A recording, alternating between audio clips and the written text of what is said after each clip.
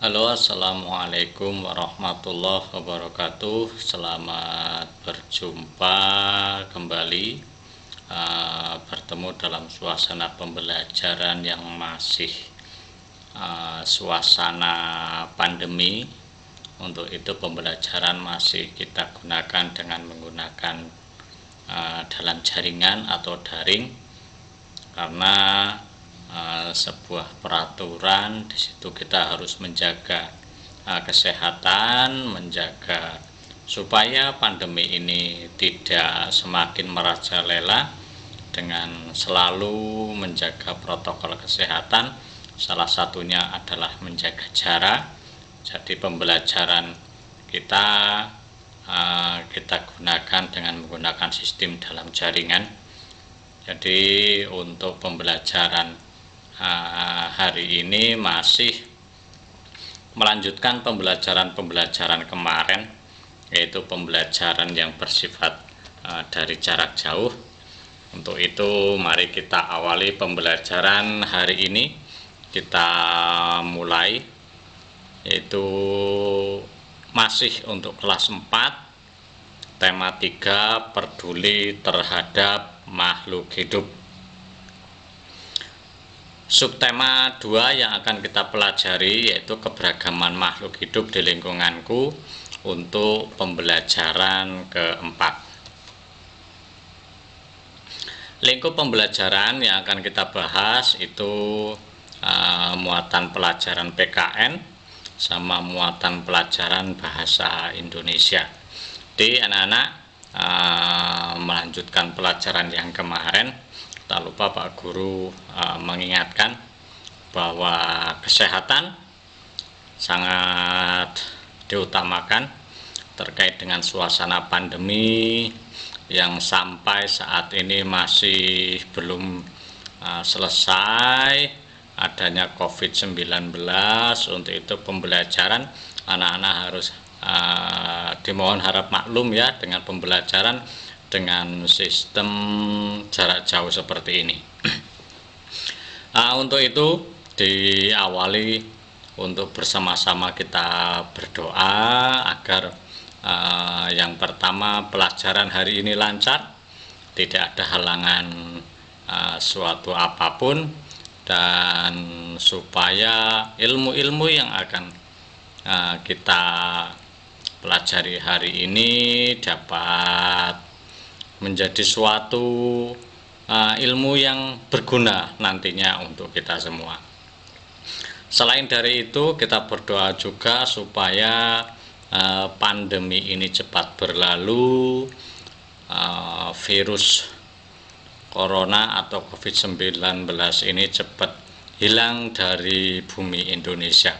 Untuk itu mari kita bersama-sama berdoa sesuai dengan keyakinan dan agamanya masing-masing. Untuk yang beragama Islam kita berdoa dengan mengucap basmalah bersama-sama. Bismillahirrahmanirrahim. Baik anak-anak, sayogianya kalau pembelajaran tatap muka kita bisa menyanyikan lagu kebangsaan dulu, kemudian bisa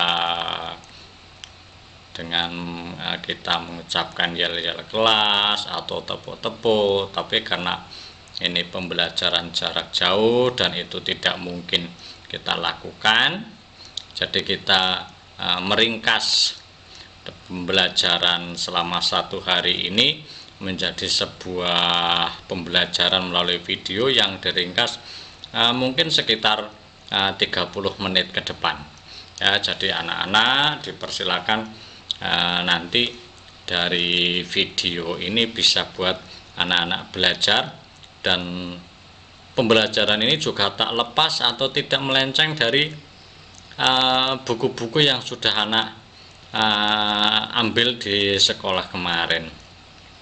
Jadi buku-buku yang sudah ada pada anak-anak itu tetap menjadi acuan pokok untuk kita belajar setiap harinya ya.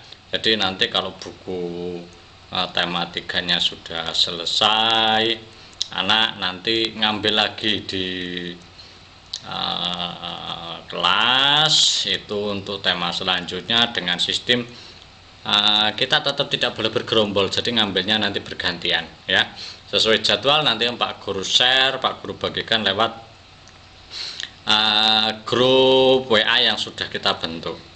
Baik anak-anak, tak lupa Pak Guru mengucapkan kita harus tetap mengutamakan kesehatan, mengutamakan kedisiplinan, mengutamakan kepentingan orang banyak daripada kepentingan pribadi.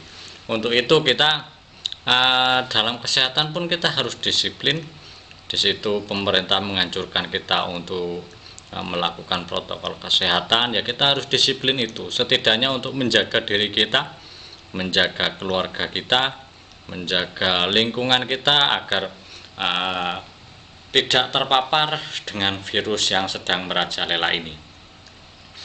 Rasa disiplin itu juga suatu tonggak untuk meraih cita-cita, karena cita-cita tanpa diawali dengan rasa disiplin dari semua sendi, dari semua sisi itu, maka cita-cita tidak akan tercapai. Baik anak-anak, untuk tujuan pembelajaran hari ini Pak Guru tampilkan.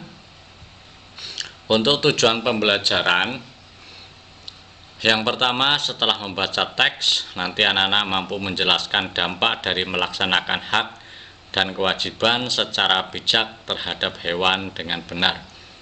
Kemudian setelah mengamati gambar, ini nanti anak-anak mampu memberikan pendapat tentang kegiatan manusia terhadap hewan dengan terperinci. Kemudian tujuan berikutnya, setelah berdiskusi, nanti anak-anak mampu mengidentifikasi pertanyaan-pertanyaan yang baik dengan benar. Kemudian setelah berdiskusi juga, siswa atau anak-anak mampu mengelompokkan pertanyaan berdasarkan ciri-ciri pertanyaan yang baik dengan benar. Jadi dari tujuan pembelajaran ini dapat kita simpulkan bahwa anak-anak nanti akan membaca teks, akan mengamati gambar, dan akan melaksanakan diskusi. Adapun berdiskusi dengan suasana yang masih pandemi ini, anak-anak harus bisa mengatur. Pertama, diskusi kita menggunakan sistem dengan lingkungan yang dekat, teman satu kelas yang dekat. Jadi misalkan kalian ada teman yang dekat yang berjarak satu rumah atau 2 rumah, itu bisa untuk kerjasama, tapi jangan lupa tetap melaksanakan protokol kesehatan ya. Jadi diskusinya tidak perlu harus berkelompok banyak, cukup 2 orang, 2 anak atau 3 anak sekiranya ada yang berdekatan, itu nggak apa-apa. Tapi sekiranya itu tidak dimungkinkan, anak-anak nanti berdiskusi bisa minta bantuan sama keluarga. Jadi membicarakannya dengan keluarga, dengan kakak, dengan orang tua, atau dengan lingkungan yang di sekitarnya. Baik anak-anak, untuk pendahuluan itu kita tinggal melanjutkan kegiatan berikutnya.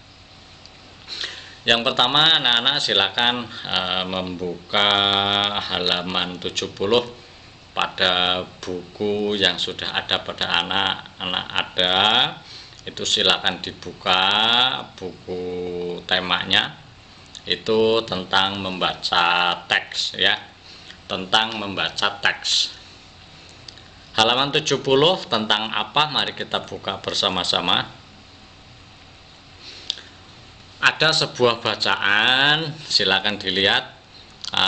Ini terkait dengan harimau masuk desa ya, judulnya harimau masuk desa.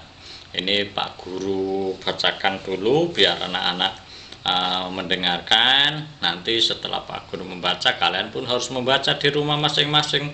Selain untuk memahami sebuah bacaan, anak-anak juga berfungsi untuk memperlancar bacaan. Kalau ada yang belum lancar, ini kan dengan membaca ini menjadi terbiasa ya. Ini Pak Guru bacakan. Harimau masuk desa, warga cemas. Beberapa minggu belakangan ini, warga desa Badung hidup dalam kecemasan.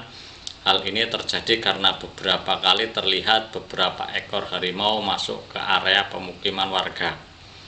Desa Badung memang terletak tak jauh dari hutan. Harimau-harimau tersebut memang belum mengganggu warga. Mereka hanya berkeliaran seperti sedang mencari makan. Warga desa Badung berupaya mengamankan ternak peliharaan mereka. Ketika malam tiba, warga pun bergantian melakukan ronda untuk menjaga agar harimau-harimau tersebut tidak mengganggu.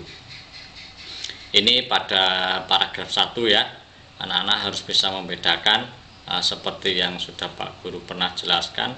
Di situ ada tanda untuk pergantian paragraf ya.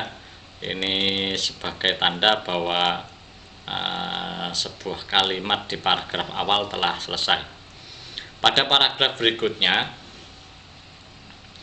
sesungguhnya apa yang terjadi pada warga sudah lebih dahulu dirasakan oleh harimau-harimau penghuni hutan tersebut. Warga memang sering masuk ke hutan dan melakukan penebangan hutan untuk memperluas ladang kopi mereka. Tentu saja hal ini mengakibatkan habitat hewan hutan semakin sempit. Hak hidup hewan yang menjadi penghuni hutan terganggu, pohon-pohon yang menjadi sumber makanan hewan-hewan kecil rusak. Akibatnya hewan-hewan kecil tersebut mencari makan. Kita lanjutkan, ini mencari makan di tempat lain ya. Nah, hewan besar seperti harimau yang memangsa hewan kecil pun kehilangan haknya untuk mencari makan di habitatnya sendiri. Naluri untuk meneruskan kehidupanlah yang membuat harimau-harimau tersebut kemudian mencari makan di tempat lain. Itulah sebabnya harimau pun masuk ke desa Badung. Jika demikian, apakah harimau yang mengganggu hak hidup warga desa Badung, atau justru warga desa Badung yang mengganggu hak hidup harimau di hutan? Manusia dikaruniai akal, budi pekerti, dan kebijaksanaan. Sudah seharusnya manusialah yang memahami kewajibannya untuk menjaga hak hidup makhluk lain di sekitarnya, termasuk harimau. Nah, dari bacaan ini anak-anak sedikit Pak Guru jelaskan. Ini harimau masuk desa, ini bukan semata-mata karena harimau itu tanpa alasan, karena harimau itu tidak mempunyai akal pikiran seperti manusia. Harimau itu hanya mencari makan dan ternyata habitat makanannya sudah dirusak, sudah nggak ada.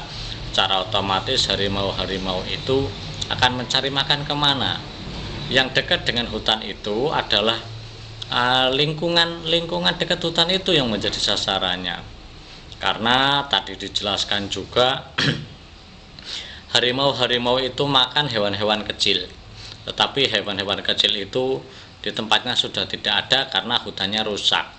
Ya, jadi di sini ada sebuah sebab akibat ya. Sebabnya adalah warga desa Badung yang merusak hutan, ingin memperlebar sawah, memperlebar kebun kopinya, tapi di situ otomatis dari penghuni hutan itu yang menjadi kehilangan tempat tinggal, kehilangan habitat makanannya, kehilangan semuanya. Secara otomatis mau kemana lagi hewan-hewan itu. Jadi seharusnya kita bisa mengatur bagaimana kita membuat lahan yang tidak mengganggu harimau-harimau itu, tidak mengganggu hewan-hewan lain, sehingga nanti tidak ada akibat yang dirasakan. Kalau sudah seperti ini harimau-harimau itu masuk ke desa, siapa juga yang rugi? Tentu yang rugi adalah masyarakat itu sendiri, karena masyarakat menjadi cemas ya, bahkan ada kerugian, ada yang menjadi korban, ada hewan-hewan ternak yang hilang.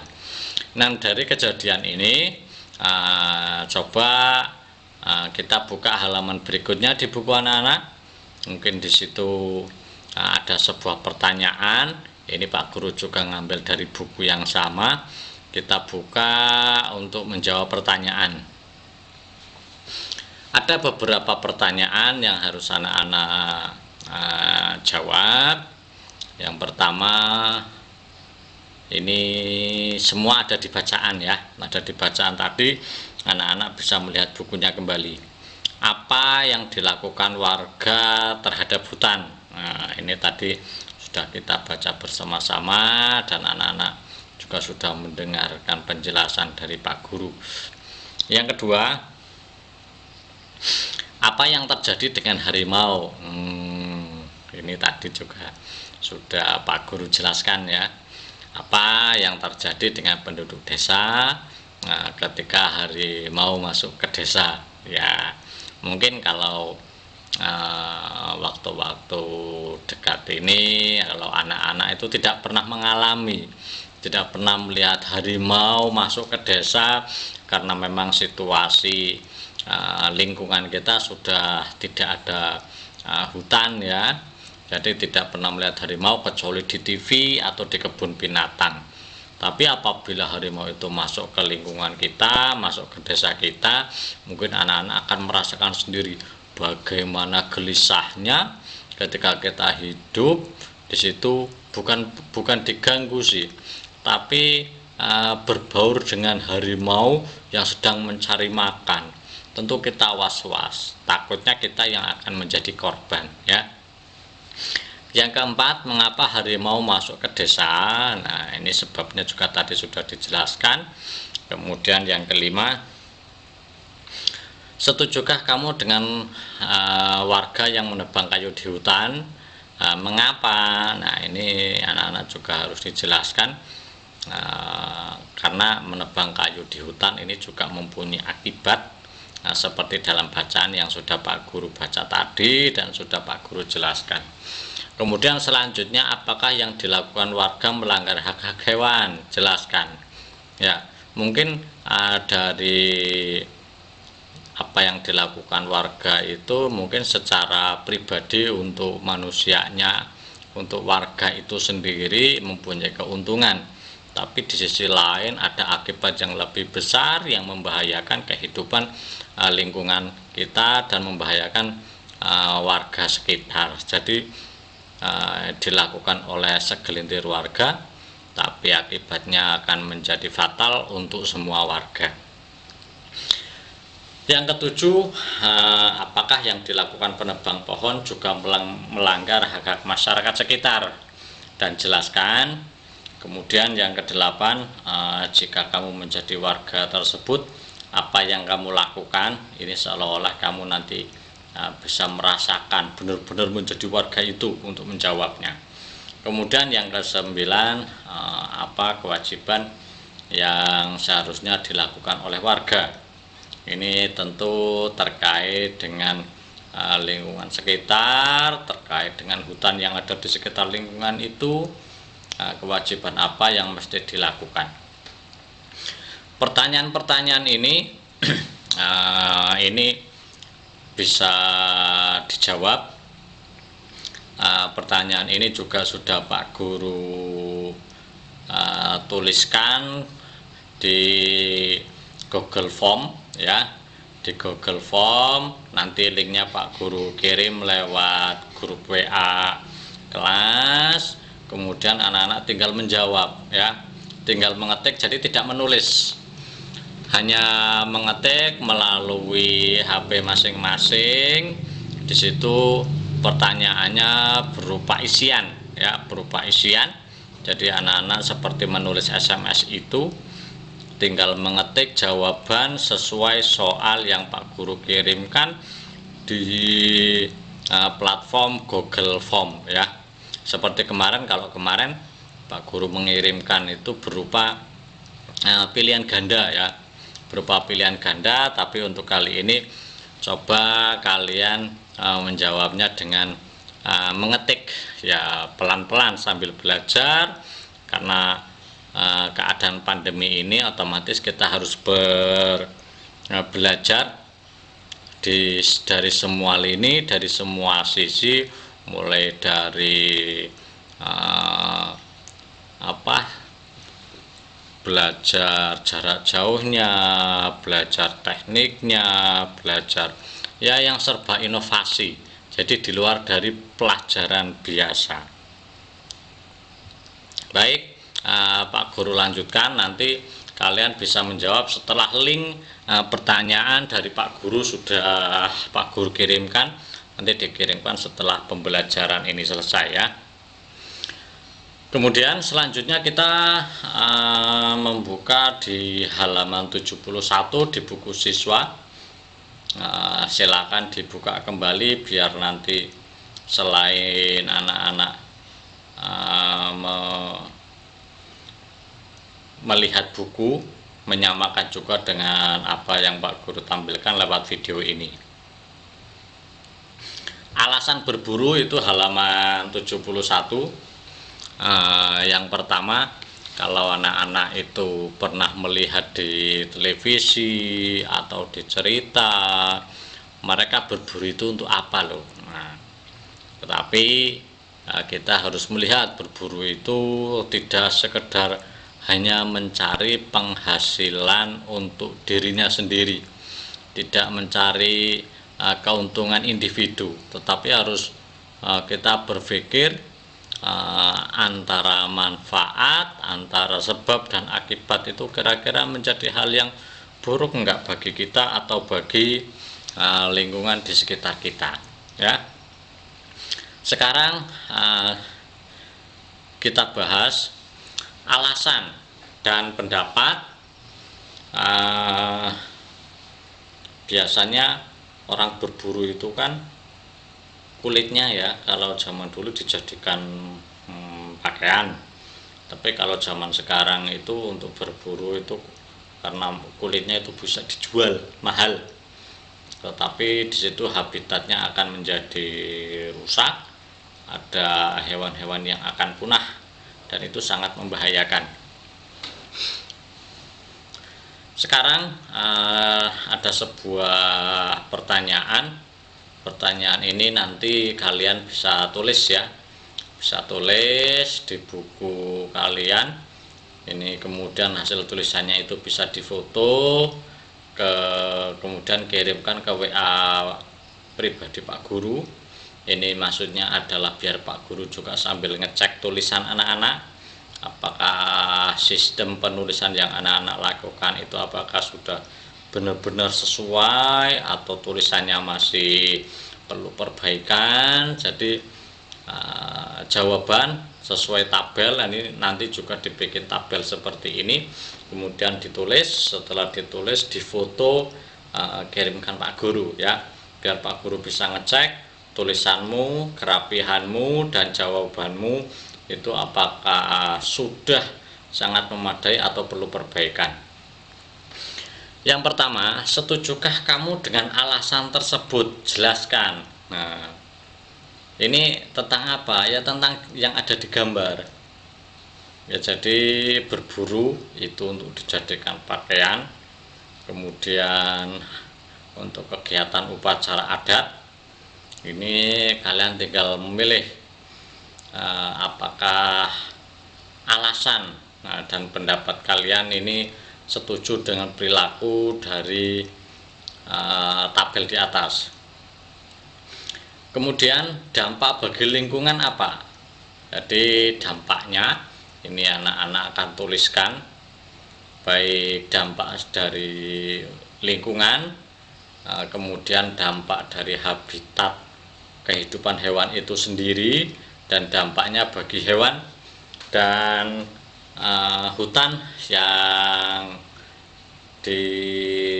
sesuai dengan ada di bacaan tadi.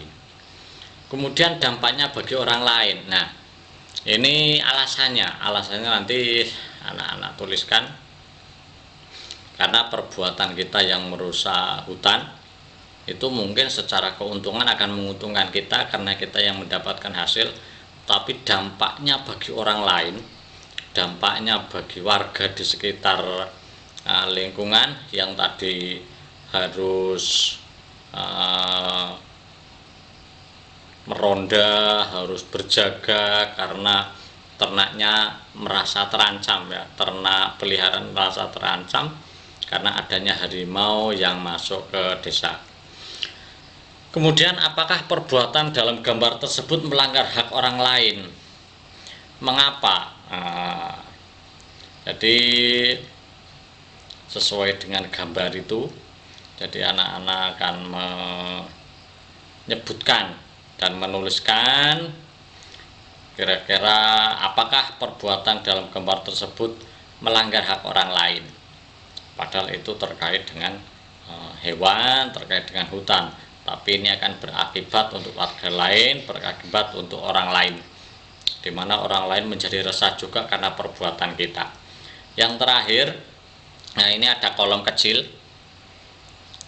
ini tulislah saranmu. Jadi anak-anak bisa berpikir untuk memberi saran. Seandainya itu terjadi dan benar-benar terjadi, anak-anak mungkin punya saran yang bagus bagaimana ya. Saran-saran ini silakan ditulis. Kemudian setelah ditulis, ini hasil tabel ini kalian tulis, terus kalian foto, kirimkan ke WA Pak Guru biar nanti Pak Guru yang mengoreksi ya. Tidak lupa untuk pengiriman tugas ini ditunggu sampai sore ya, bukan hanya secepat pagi ini atau siang ini, enggak, tapi sampai sore, karena Pak Guru juga memaklumi keadaan kalian yang masih suasana seperti ini. Untuk selanjutnya kita membuka halaman 72 ya. Ini tak dari halaman 70, kemudian halaman 71, dan kemudian halaman 72.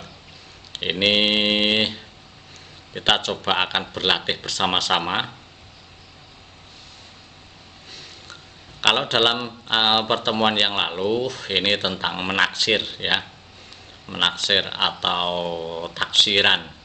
Taksiran itu sendiri kemarin juga sudah dijelaskan bahwa menaksir atau mengira-ngira atau bahasa enaknya mana yang jawaban mendekati betul. Karena yang namanya taksiran itu bukan jawaban yang betul 100%, meskipun jawaban itu boleh yang betul 100%. Tetapi yang namanya taksiran itu tidak terperinci secara matematika, menghitung secara rumus yang kemudian hasilnya itu bisa fix 100%, bisa betul 100%. Tetapi merupakan taksiran itu jawaban yang mendekati pada jawaban sebenarnya, itu sudah dibetulkan. Sebagai contoh, kemarin Pak Guru juga memberikan contoh pada video sebelumnya, yaitu tentang misalkan ada perkalian, misalkan perkalian 10 kali 25, kira-kira hasilnya berapa. Nah, kalau hasil sebenarnya itu kan kita bisa menghitung pakai rumus, bisa menggunakan pakai kalkulator, tapi kalau taksiran itu adalah jawaban yang mendekati benar. Misalkan jumlah antara 1 sampai 10, kok tersitu ada soal 7, maka jawaban yang paling betul itu mendekati 10 ya, bukan jawaban 1. Kemudian ada lagi soal yang lebih dekat, misalkan ada soal 38. Di situ kalian harus memilih misalkan A 40, B 30, C 50. Maka kalian harus memilih taksiran yang paling dekat dari 38 itu berapa? Yaitu 40 ya. Jadi hasil taksiran itu adalah perkiraan.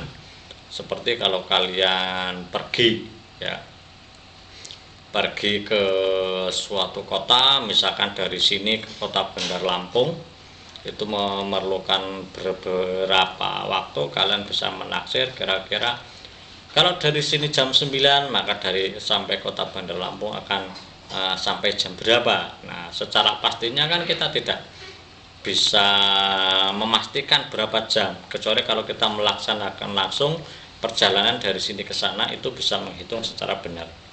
Tapi untuk taksiran ya perkiraan sekitar 2 jam. Nah, jadi jangan ngawur kalau misalkan dari sini ke Bandar Lombok kok sampai menjawab 1 hari, nah itu berarti taksirannya masih salah. Walaupun bukan jawaban sebenarnya, tapi taksiran itu mendekati jawaban yang benar. Ayo berlatih. Di sebuah kebun binatang terdapat 2 ekor gajah. Gajah jantan tingginya 1/6 meter. Jadi 3 meter lebih tingginya ya, 3 meter lebih. Kemudian gajah betina tingginya 2,4/5 meter. Ini tingginya jadi hampir 3 juga ya. Ya, hampir 3 meter juga. Berat gajah jantan 4/3/5 ton. Kemudian berat gajah betina 3/4/6 ton. Jadi ini perkiraan ya, perkiraan, hanya perkiraan saja. Nanti kalian ini sebagai contoh. Nah, teknik memahami bacaan: baca dengan perlahan, tandai kata kunci ya. Jadi hal-hal penting itu harus kita garis bawahi. Kemudian tulis hal yang ditanyakan dan diketahui. Yang ditanyakan apa? Misalkan yang ditanyakan tentang tinggi, maka kita fokus pada kata kunci tinggi gajah itu berapa, yang betina berapa, yang jantan berapa. Kemudian membuat strategi penyelesaian. Nah, ini masalah strategi ini dari anak-anak akan bisa berbeda-beda ya, bisa berbeda-beda, tapi terserah untuk penyelesaian. Yang penting sesuai, setelah memahami bacaan, mengambil kata kunci, kemudian ditulis. Silakan strateginya anak-anak yang menentukan. Kemudian yang terakhir mengecek kembali, apakah jawaban anak-anak itu sudah sesuai dengan soal yang ditanyakan. Kemudian pada kesimpulannya, kalau sudah ngecek, maka anak-anak bisa memastikan apakah jawaban ini betul, apakah jawaban ini sesuai yang diharapkan, atau apakah jawaban ini tidak sesuai dengan soal. Pertanyaan taksiran: berdasarkan cerita di atas, taksirkan nilai berikut. Nah, ini teorinya tadi sudah Pak Guru jelaskan. Sekarang ada soal taksiran. Berat total gajah jantan dan betina. Tadi gajah jantan ada berapa ton, yang betina ada berapa ton. Kemudian selisih. Nah, selisih berat gajah jantan dan betina itu berapa. Kemudian tingginya juga. Kalau tadi kan tingginya gajah jantan itu lebih tinggi ya. Jadi kalian bisa menghitung secara berdiskusi dengan teman, dengan lingkungan, dengan keluarga boleh. Baik anak-anak, soal-soal ini kalian pelajari, kalian jawab, dan Pak Guru tinggal menunggu hasilnya. Kemudian yang terakhir, untuk pengayaan, soal ini tadi sudah Pak Guru kasihkan, memang sedikit rumit, sengaja Pak Guru kasih biar kalian tidak menjawabnya sendiri. Tentu kalian akan bertanya pada lingkungan yang ada di dekatnya. Baik anak-anak, untuk kegiatan pembelajaran hari ini saya Pak Guru rasa cukup. Anak-anak tinggal mempelajari. Kalau misalkan masih bingung, anak-anak boleh memutar video ini kembali. Kemudian sekiranya masih bingung juga, anak-anak boleh menanyakan kepada Pak Guru melalui chat, melalui WA, atau melalui telepon ya. Dipersilakan, Pak Guru standby untuk menjawab pertanyaan kalian. Untuk penutup, mari kita bersama-sama merenungkan tadi apa yang kita pelajari hari ini. Itu kalian ingat-ingat tadi secara fungsinya, secara semuanya ya. Apa manfaatnya dari bacaan tadi, dari kegiatan tadi, apakah kira-kira anak-anak memahami atau enggak. Ini silakan anak-anak berpikir kembali, Tak lupa Pak Guru juga mengingatkan hal yang sulit silakan ditanyakan kembali kepada Pak Guru melalui WA atau melalui telepon atau boleh melalui SMS juga boleh.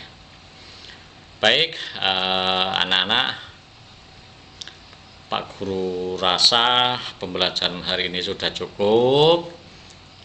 Tak lupa mengucapkan Pak Guru itu jaga kesehatan anak-anak. Suasana pandemi ini masih berlangsung, masih terus semakin banyak kabar yang tidak kita inginkan. Jadi kita berusaha setidaknya di lingkungan kita aman karena dari kerja kita, dari protokol kesehatan yang kita jalankan itu bisa menjaga untuk penyebaran COVID-19 ini tidak berlangsung di daerah kita. Amin. Dan untuk mengakhiri kegiatan hari ini kita tutup dengan bacaan hamdalah bersama-sama. Alhamdulillahirrabbilalamin. Untuk akhirnya Pak Guru mengucapkan selamat belajar, jaga kesehatan kalian. Saya akhiri. Assalamualaikum warahmatullahi wabarakatuh.